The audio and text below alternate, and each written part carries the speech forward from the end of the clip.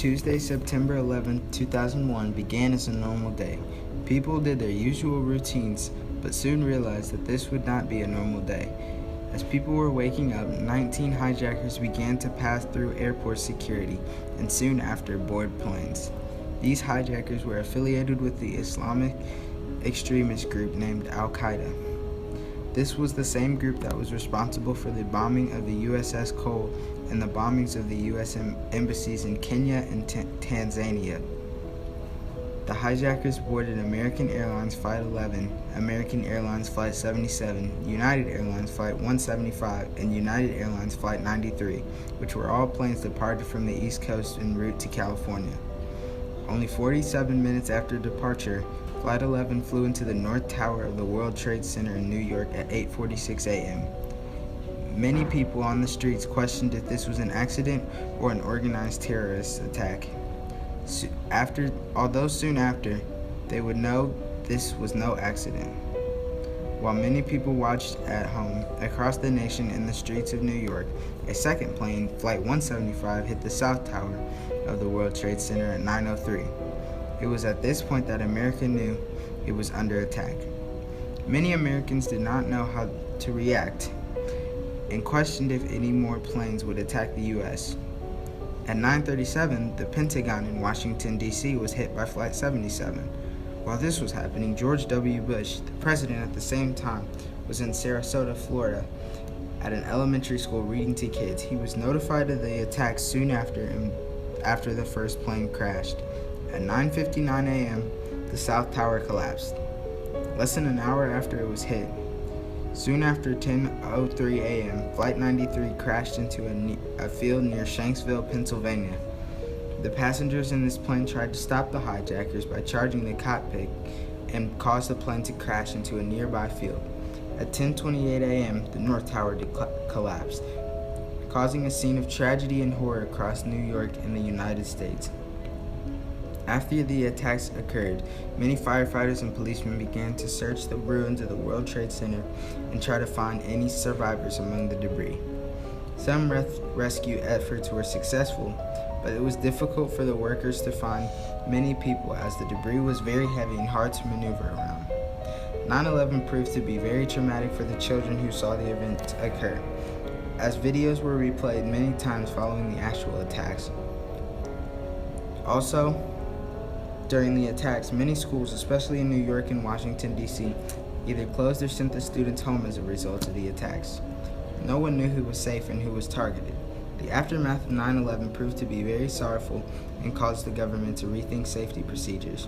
The government organized the Transportation Security Association, or the TCA, to help this combat issue.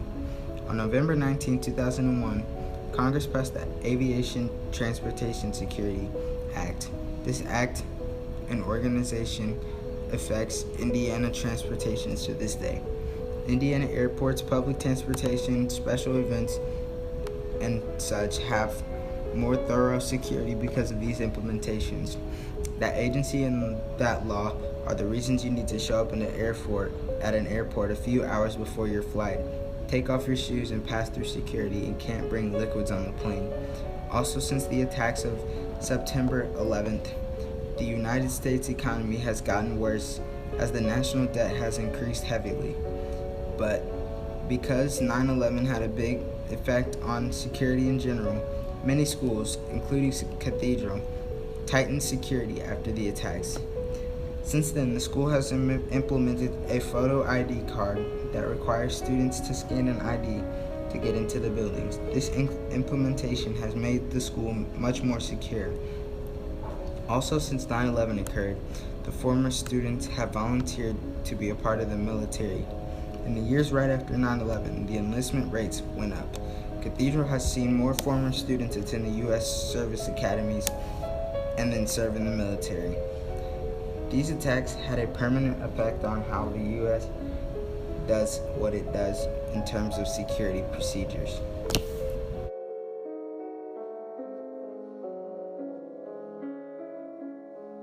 Where were you when 9/11 happened? We had school that day, and I had left for a dental appointment, and I got done early, so I stopped by home, and I turned the television on, and I was like, oh my gosh, what is going on? And saw the first plane hit, and then knew I had to get back to school, and I was like in shock. And so got to school, and I wasn't sure if anybody at school knew what was going on, because this was really way before computers and all that kind of stuff. And we didn't have that much access. And the sophomores were taking ISTEP. So they were all in the basement taking ISTEP. They had no clue what was going on. Everybody else in the building was, we used to have what they called Channel 1. And Channel 1 meant that we had a TV in every room, and every day for like 20, not even that long, maybe 10 minutes, we had to watch this program called Channel 1 and give us news. So we could use those TVs. So almost every TV in the school was watching what was happening on 9/11. And so what was going through your mind, and what were you thinking this whole Well, I time? mean, total disbelief. Total disbelief. I mean, when the first plane hit, you know, you're just like in shock. And you're just like, oh my goodness, this can't really be happening. And then when the sophomores and the sophomore teachers got out, that's at noon. So we'd been watching it all morning, and they come out and they go, what's everybody so upset about? And we're like, oh my God, you guys don't know. Yeah. And so we had to catch them up. So total disbelief that that could happen in the United States. And then the fact that you were watching it live. And then when the second plane hit, you were like, no, there's no way. There's no way. And even after the planes hit, you never expected the buildings to go down. You never expected that part. I mean, you saw the planes hit, you saw, you know, the destruction, but you never, well, I didn't, I don't know that much about engineering, never once thought about the fact that it would just go down like an implosion. And I'm just like, so, I mean, it just kind of overtook our lives. You know, we just couldn't get away from a television. It was like driving down the street and going by a bad accident, and you don't want to see it, but you can't take your eyes off of it. So, I mean, after a while, you just got to the point, like, I can't watch this anymore. But you're like, but if I don't, there's some, you never knew what was going to end.